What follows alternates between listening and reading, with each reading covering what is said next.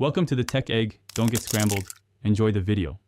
You start by confirming power and proximity. Charge the Skullcandy Evo until the case or buds show a steady LED, then press and hold the power button until the LED flashes blue. Once done, make sure your phone's Bluetooth is on and set to discoverable. Move within 3 meters to avoid interference.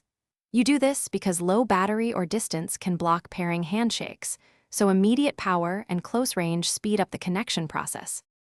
You now force the Evo into pairing. If the LED isn't alternating blue and white, hold power and volume down for about 5 to 10 seconds until you see the pairing pattern. Then, on your device, open Bluetooth settings and refresh the available devices list. You should see Skullcandy Evo. Tap it to connect. This works because the reset clears prior links and the alternating LED signals the headset is discoverable and ready to accept a new connection. You finish by confirming connection. A solid LED and a connected status on your phone mean you're done. Play audio to verify left and right channels. If it fails, forget the Evo in your Bluetooth settings, power cycle both devices, then repeat the reset and pairing steps. If problems persist, open the Skullcandy app and install firmware updates, because new firmware often resolves Bluetooth stability and compatibility bugs.